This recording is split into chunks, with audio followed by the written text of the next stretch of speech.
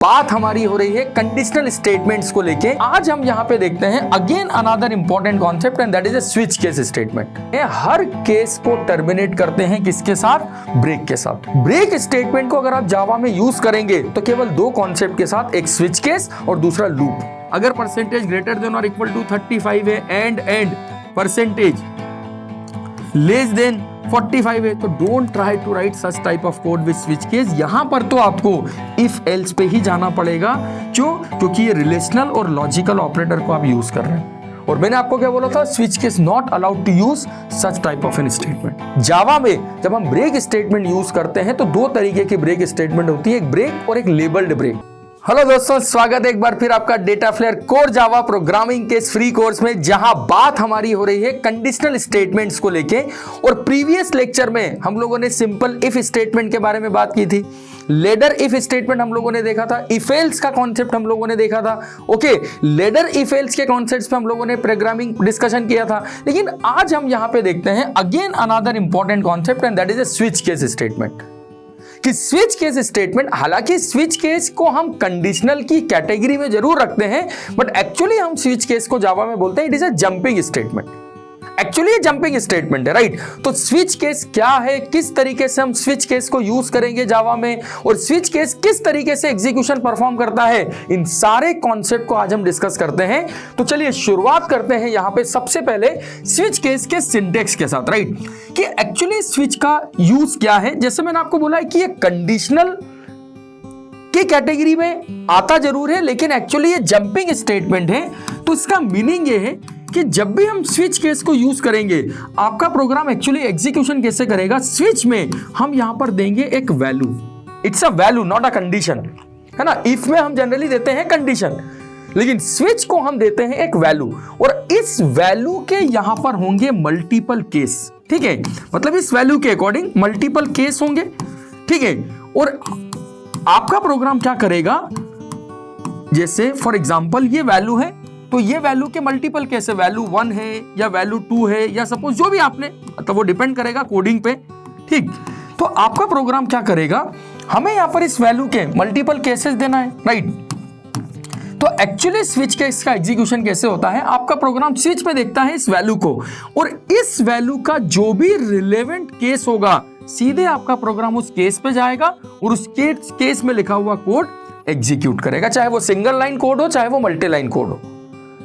तो ये कोई कंडीशन चेक नहीं कर रहा है, एक्चुअली इसको एक वैल्यू आपने दी है, प्रोग्राम सीधे उस वैल्यू पे जंप करता है और उस वैल्यू के कोड को एग्जीक्यूट करेगा। और यदि आपके प्रोग्राम को रिलेवेंट केस नहीं मिला, कि आपने बोला चल सर ये वैल्यूज हैं, लेकिन जब इसने देखा तो उसको वैल्यू के अकॉर्डिंग एक भी केस नहीं मिल रहा है, तो इस स्विच केस के सबसे लास्ट में हम जो स्टेटमेंट लिखते हैं वो होती है डिफॉल्ट। डिफॉल्ट का मतलब यह होता है कि यदि स्विच को अपना रिलेवेंट केस नहीं मिला, then it will execute a default statement. तब ये डिफॉल्ट स्टेटमेंट को एग्जीक्यूट करेगा, राइट? अब आप देखिए, इसको एक प्रैक्टिकल एग्जांपल से हम समझते हैं तो शायद आप चीजों को बेटरली कनेक्ट कर पाए। हमने एक प्रोग्राम बनाया था, इफ यू रिमेंबर, जहां पर हमने एक नंबर का वर्ड फॉर्मेट प्रिंट किया था कि 1 है तो ONE प्रिंट करना है, 2 है तो TWO प्रिंट करना है, 3 है तो THREE प्रिंट करना है। सो लेट्स सी, उसी प्रोग्राम को यदि मैं स्विच केस से बनाता हूं, राइट? तो मैं यहां पर अभी पूरा प्रोग्राम नहीं लिख रहा हूं, केवल सिंटेक्स की अपन बात कर रहे हैं, क्योंकि जब कोडिंग सिस्टम पे देखेंगे तब इस पूरे प्रोग्राम को बाकायदा class, test, public, static, void, main के साथ लिख देंगे। क्योंकि अब हमें पता है यहां तक के कोर जावा में कि आपको मेन लिखना है, आपको क्लास बनानी है। तो यहां पर अभी हम मेजर सिंटेक्स की बात कर रहे हैं कि सपोज अगर मेरे पास n में कोई एक वैल्यू है, ठीक, और इस वैल्यू का मुझे वर्ड फॉर्मेट प्रिंट करना है, तो हमने क्या लिखा? स्विच। समझना ध्यान से, स्विच को आपको लिखना है स्मॉल लेटर में, ठीक है, स्विच, और यहां पर मैंने ये वैल्यू दे दी n। और अब इस n के किस किस वैल्यू पे हमें कोड एग्जीक्यूशन करना है? 1 2 3 4 5। एंड रिमेंबर, केस में 1 2 3 4 5 लिखना कोई सीक्वेंस नहीं है कि आप हमेशा 1 2 3 4 5 ही लिखेंगे। ये डिपेंड करेगा इस बात पे कि आपको केस की किस वैल्यू पे अपना कोड एग्जीक्यूट करना है। तो मुझे अभी केस कौन से चाहिए? तो हमने बोला केस 1, मतलब यदि n की वैल्यू 1 होती है तो हमने यहां पर लिख दिया, अरे सिंपल सा कॉन्सेप्ट है, बच्चे समझो। केस, और ये ध्यान रखना केस और वन के बीच में आपको स्पेस देनी है। This case is a keyword, okay.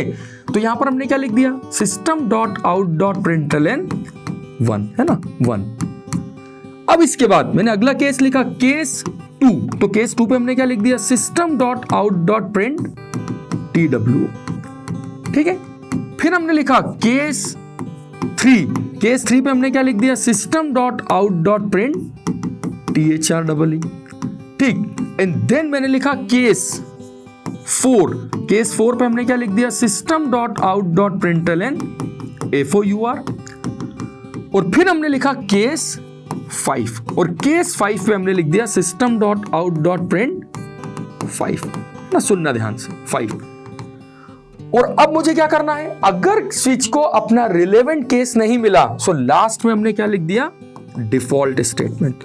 So default का मतलब क्या है, if your switch doesn't find the relevant case it will execute the default statement. तो डिफॉल्ट में हमने क्या लिख दिया, इनवैलिड नंबर सपोज, क्योंकि फिलहाल अभी हम जो बात कर रहे हैं वो केवल 1 to 5 के प्रोग्राम के लिए कर रहे हैं।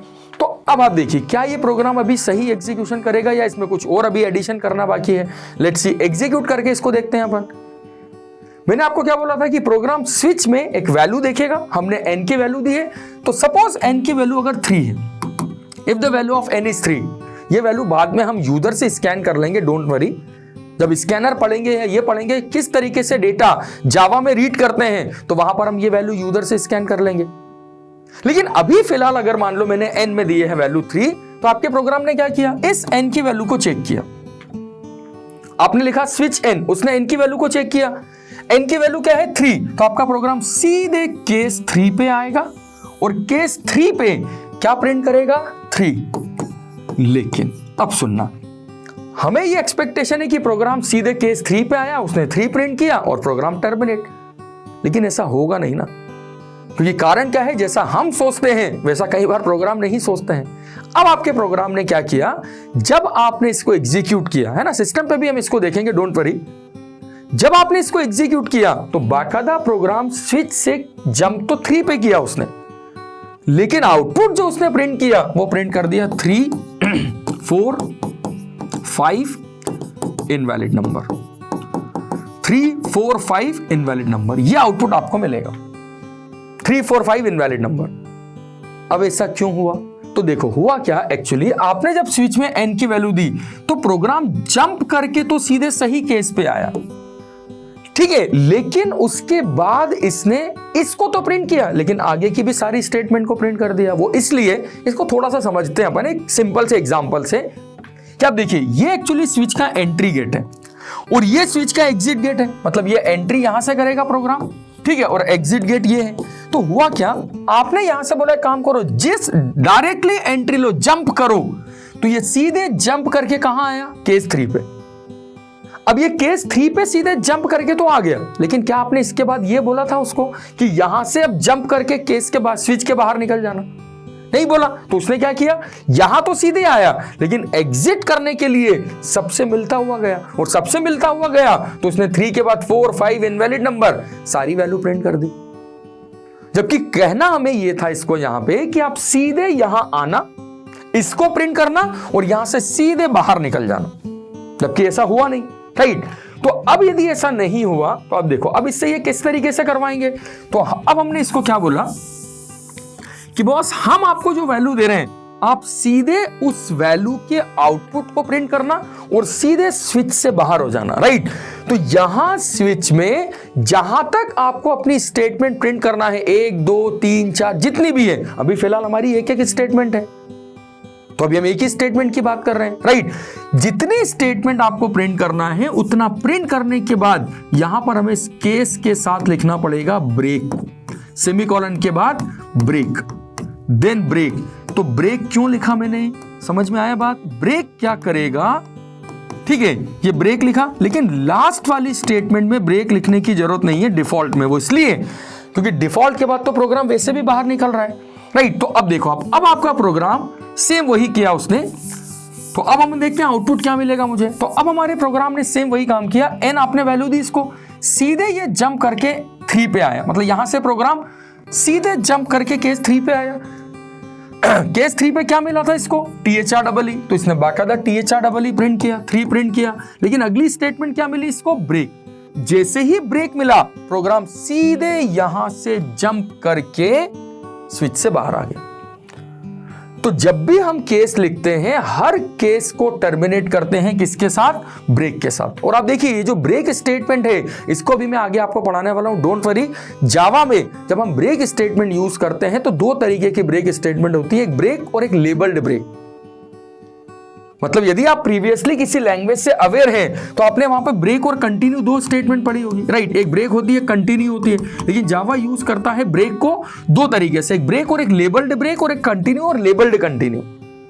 तो ये मैं आता हूं नेक्स्ट लेक्चर में, डोंट वरी। लेकिन एक्चुअली ये जो ब्रेक स्टेटमेंट है, इस ब्रेक स्टेटमेंट का क्या काम है, इसको हम पूरी जावा में केवल दो पर्पस से यूज करते हैं। मतलब दो ही ऐसी स्टेटमेंट्स हैं, दो ही ऐसे कॉन्सेप्ट हैं जहां पर आप ब्रेक स्टेटमेंट को यूज करते हो। कंटिन्यू की तो भी बात ही नहीं कर रहे हैं। ब्रेक स्टेटमेंट को अगर आप जावा में यूज करेंगे तो केवल दो कॉन्सेप्ट के साथ, एक स्विच केस और दूसरा लूप, जो इसके आगे भी हम पढ़ने वाले हैं, while loop, for loop, do while loop, for each loop.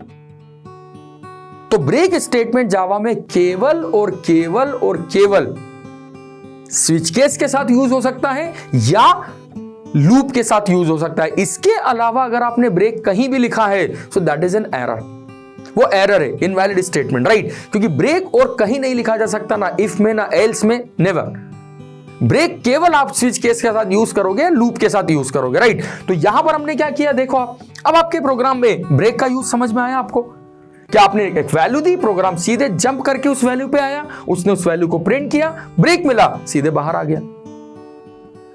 So this is what the use of switch case statement. की स्विच केस स्टेटमेंट का यूज क्या है, सपोज करिए यहां पर अगर मैं वैल्यू देता हूं, मान लो 9, मैंने n की वैल्यू दी सपोज 9, तो 9 तो कोई केस ही नहीं है। तो आपका प्रोग्राम क्या करेगा, सीधे डिफॉल्ट पे आएगा और प्रिंट कर देगा invalid number. So no doubt पीछे ये भी कंडीशन ही चेक कर रहा है, सीधे जंप कैसे करेगा, वो तो एक एक करके चेक करेगा ना।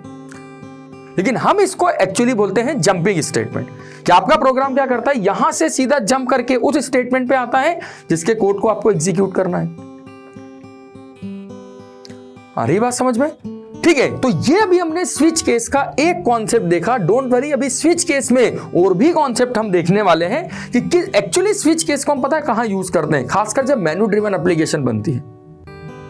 कि मेनू ड्रिवन एप्लीकेशन है जो हमें आगे अभी बनाने वाले हैं जावा में, जहां पर एक ही प्रोग्राम में हम बाकायदा मेनू बनाएंगे और उस मेनू के अकॉर्डिंग आपका कोड एग्जीक्यूशन होगा। So most of the time जो स्विच केस यूज होता है वो मेनू ड्रिवन एप्लीकेशन में होता है, जो हम अभी आगे फ्यूचर में देखने वाले हैं, don't worry about this, right. लेकिन अब आप देखो स्विच केस का एक और कॉन्सेप्ट, मैं आपको एक प्रोग्राम और बताता हूं, फिर अपन इन दोनों में डिफरेंस देखते हैं, राइट। सपोज यदि मैंने आपसे बोला कि मुझे कैरेक्टर को चेक करना है वो वॉवेल है या नहीं, राइट। तो आप देखिए कैरेक्टर CH में हम एक कैरेक्टर लेंगे और मैंने इसको स्विच केस से कैसे बनाया, मतलब कैसे डिफरेंट तरीके से हम इसको स्विच केस से बना सकते हैं, सुनिए। पहली बात ये कि कैरेक्टर को वॉवेल चेक करना है आपको और एक स्ट्रिंग का वर्ड फॉर्मेट प्रिंट करना है। इन दोनों में लॉजिकल डिफरेंस क्या है, सुनना ध्यान से। इन दोनों में लॉजिकल डिफरेंस ये है कि यहां पर जब आपको n में कोई वैल्यू मिलेगी तो हर वैल्यू का आउटपुट अलग अलग है। 1 के अकॉर्डिंग ONE, 2 के अकॉर्डिंग TWO, 3 के अकॉर्डिंग THREE, हर वैल्यू का आउटपुट अलग अलग है। लेकिन यदि आपको एक कैरेक्टर को वॉवेल चेक करना है तो वॉवेल के केस में कैरेक्टर A है तो भी वॉवेल प्रिंट करना है, E है तो भी वॉवेल प्रिंट करना है, I है तो भी वॉवेल प्रिंट करना है, U है तो भी वॉवेल प्रिंट करना है, और स्मॉल कैपिटल दोनों के लिए करना है। तो कॉन्सेप्ट ये बोलता है स्विच केस का कि जब आपको किसी वैल्यू के अकॉर्डिंग कॉमन आउटपुट प्रिंट करना है, vowel vowel vowel vowel vowel सबके लिए कॉमन आउटपुट है, जो इस प्रोग्राम में नहीं था। इस प्रोग्राम में हर एक वैल्यू का आउटपुट अलग अलग है, जबकि जो मैं बता रहा हूं उसमें हर एक वैल्यू का आउटपुट कॉमन है। तो क्या करते हैं फिर स्विच केस में, हम स्विच के साथ केस को इस तरीके से लिखने, सुनना ध्यान से। आपको कैरेक्टर की किस किस वैल्यू पे वॉवेल प्रिंट करना है, तो मैंने बोल दिया A, तो गलती से ऐसा मत कर देना A और A, क्योंकि यहां पर स्विच केस में you are not allowed to use any relational operator. मतलब यहां केस में हम कोई रिलेशनल ऑपरेटर यूज नहीं कर सकते हैं, राइट। लेकिन इसको मैं किस तरीके से लिख सकता हूं, देखो अब, या तो मैं ऐसा लिखूं केस A, ठीक है। जैसे एक एग्जांपल मैं आपको बताता हूं, case A system dot out dot print vowel, मतलब मैं क्या बोलना चाह रहा हूं आप उसको समझो। फिर case E, again E, system dot out dot print vowel, मतलब या तो आप इसको बार बार एक ही चीज को लिखें, vowel vowel vowel break, vowel break, right, लेकिन आउटपुट तो कॉमन ही आ रहा है ना, vowel vowel vowel vowel vowel. तो स्विच केस ये बोलता है जब आपके केस के अगेंस्ट में आउटपुट कॉमन है तो आप केस तो सारे लिखो। देखो आप क्या किया, मैंने केस सारे लिखे, केस पहला ए, लेकिन इस केस को छोड़ दिया मैंने ब्लैंक, ब्रेक भी नहीं लिखा, राइट। अगला केस मतलब case A, then case capital A, ठीक है। सिमिलरली केस ई, हर केस को मैं स्मॉल कैपिटल दोनों के लिए लिख रहा हूं, केस ई, केस कैपिटल ई, ठीक है। सिमिलरली आई के लिए केस आई, मतलब आई ओ लिख देंगे, ठीक है। आई और ओ के लिए स्पेस लिमिटेशन है, यहां पर आई और ओ के लिए लिख देना, मैं सीधे लिख रहा हूं केस, अरे ये आई के लिए, ये ओ के लिए और ये यू के लिए, case you, case capital you, ठीक है। और लास्ट में हमने लिख दिया डिफॉल्ट,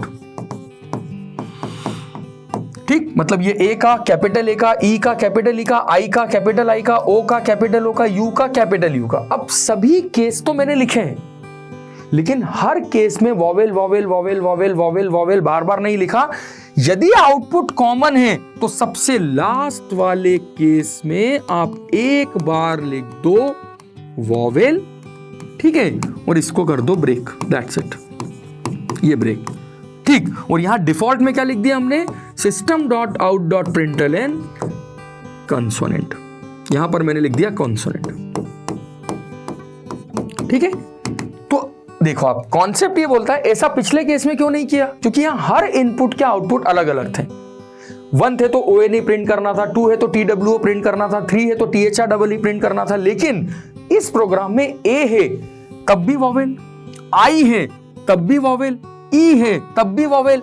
तो कॉन्सेप्ट ये बोलता है कि आप हर केस के तो सारे लिखो, लेकिन ब्रेक किसी में भी मत लिखो। आप देखो तो अब क्या होगा, जरा समझने की कोशिश करो। यदि सपोज मैंने वैल्यू दी E, अब ये दोनों केस अलग अलग क्यों लिखे हैं, क्योंकि Java is a case sensitive language, right. अगर मैंने कैरेक्टर की वैल्यू दी है E, तो आपका प्रोग्राम क्या करेगा, सीधे जंप करके E पे आया। पर इस केस में इसको कुछ भी आउटपुट मिला क्या प्रिंट करने के लिए, नहीं, लेकिन ब्रेक भी मिला क्या, नहीं मिला। तो जब ब्रेक नहीं मिलता है तो हमने क्या बोला था, प्रोग्राम नेक्स्ट केस पे चले जाएगा। वो यहां आया, यहां आया, यहां आया, यहां आया, लेकिन यहां से उसको यह आउटपुट मिला वॉवेल, तो उसने क्या प्रिंट कर दिया, वॉवेल, ब्रेक, प्रोग्राम खत्म। तो ये वॉवेल किसका प्रिंट हो रहा है ये थोड़ी ना है, आपने ई दिया आपको वॉवेल मिल गया। तो होता क्या है, प्रोग्राम जंप तो उसी केस पे करेगा, लेकिन ब्रेक नहीं मिलेगा। तो बिना ब्रेक के कोड कैसे चलता है, अभी हमने देखा कि वो अगली स्टेटमेंट पे आएगा, लेकिन blank blank blank blank blank, और यहां जाके वॉवेल एक बार तो मिलेगा ना उसको। अगर मैं CH की वैल्यू E ना देके चलो A देता हूं, A दी मैंने, तो भी क्या हुआ, प्रोग्राम सीधे जंप करके कहां पर आया, केस A पे, केस A पे आया, कुछ नहीं मिला, छोड़ दिया उसने, सीधे यहां से कंटिन्यू चल रहा है और यहां पर आके उसको वॉवेल मिलेगा। अब जाके ब्रेक मिला तो वॉवेल को प्रिंट करके ब्रेक कर देगा प्रोग्राम, क्योंकि बाकी कहीं भी उसको ब्रेक नहीं मिला है, तो बाहर आने के लिए उसको ब्रेक तो चाहिए ना। और यदि मान लो आपने दे दिया N, तो N के केस में आपका प्रोग्राम क्या करेगा, मान लो आपकी कैरेक्टर वैल्यू है N, प्रोग्राम ने देखा एक भी नहीं है, सीधे डिफॉल्ट में आया और डिफॉल्ट में आके उसने क्या किया, कंसोनेंट को प्रिंट किया और बाहर आ गया।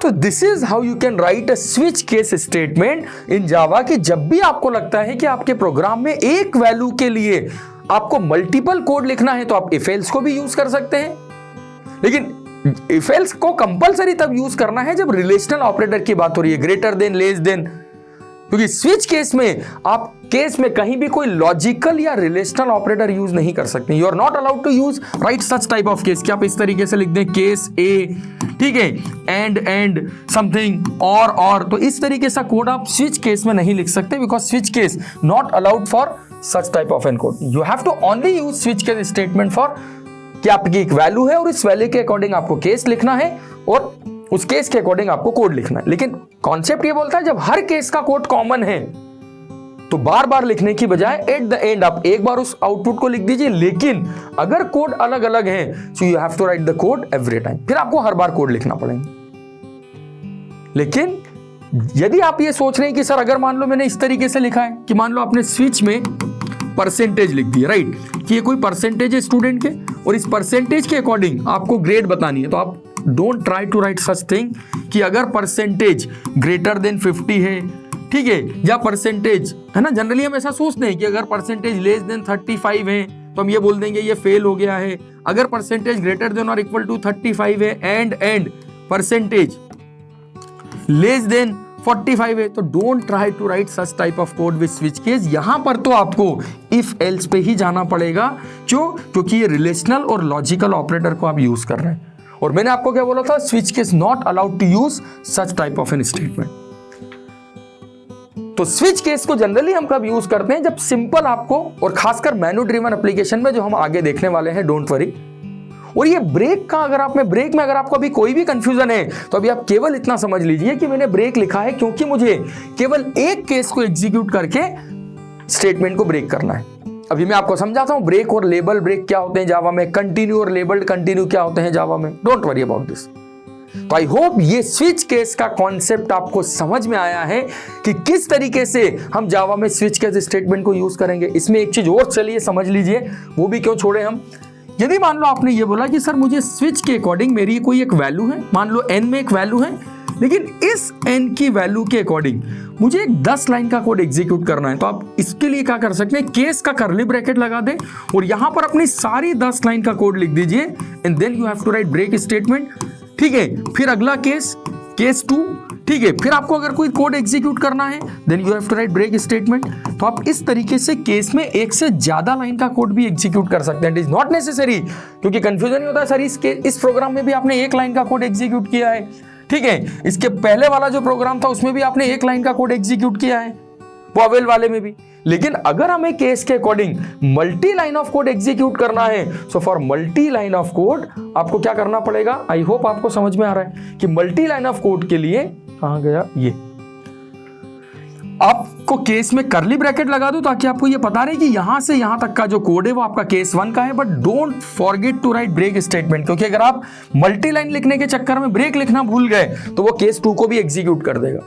तो ब्रेक तो आपको दोनों केस में लिखना है, चाहे सिंगल लाइन हो चाहे मल्टी लाइन हो। Break is always required for case statement, in case statement.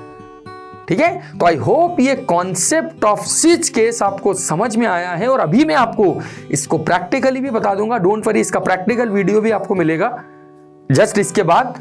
तो आपको कहीं भी अगर कोई सिंटेक्स में कंफ्यूजन है तो आप प्रैक्टिकल वीडियो में देख सकते हैं।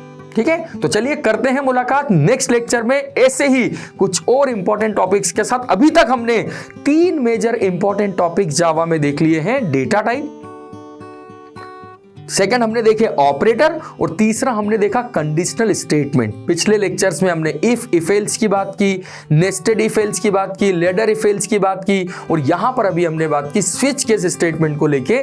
अब इसके बाद जो हमारा नेक्स्ट टॉपिक होगा, again this is the most important topic, loop in Java. कि लूपिंग क्या होती है, किस तरीके से हम लूप को लेके कोड एग्जीक्यूशन करेंगे, while loop, for loop, do while loop, for each loop, किस तरीके से लूप एग्जीक्यूट होगा, इन सारे कॉन्सेप्ट को हम डिस्कस करेंगे जावा में। बस बने रहिए इस कोर्स में और यदि वीडियो पसंद आ रहे हैं तो प्लीज लाइक करिए और दोस्तों के साथ शेयर भी करिए। तो मैं मिलता हूं आपसे नेक्स्ट लेक्चर में नेक्स्ट टॉपिक के साथ। Till then take care, bye bye.